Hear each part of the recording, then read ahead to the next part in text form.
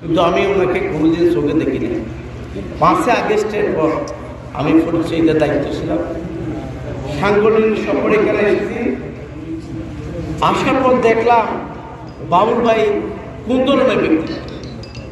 আমি যখন আমাদের পরিচিতি নিয়ে মানুষের কাছে যাচ্ছিলাম তখন বোঝা গেল আসলে বাবুলটা কি। অত্যন্ত কষ্ট লাগতেছে। উনি আমাকে কিছু পরিকল্পনার কথা বলেছিল, আমি তাকে পরিকল্পনা দিয়েছিলাম। আজকে দুর্ভাগ্য, আল্লাহ তাআলার রহমত বলা যায়, বৃহস্পতিবার রাত্রে ওনার সুন্নত, ওনার আশাক পোশাকে টুপি থাকত, পাঞ্জাবি পড়ত, নামাজ পড়ত, পবিত্র রাত, পবিত্র দিনে তিনি চলে যাচ্ছেন। আমরা সবাই এই ধরনের মৃত্যু কামনা করি, তাই না?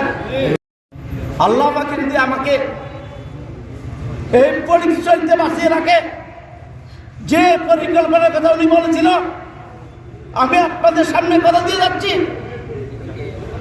যে ফ্যাসিস্ট ওনাকে ওনার দীর্ঘ সংগ্রামে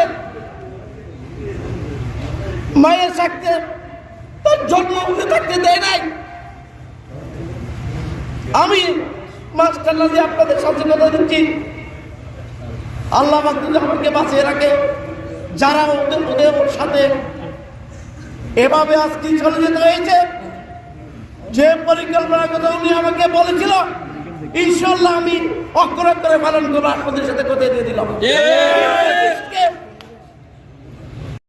গ্রেপ্তার করা হয়েছে, রাত্রে 3টা বাজে ওখানে নেওয়া হয়েছে। আমার শক্তি ছিল ওনাকে ওইখান থেকে নেওয়া আসা।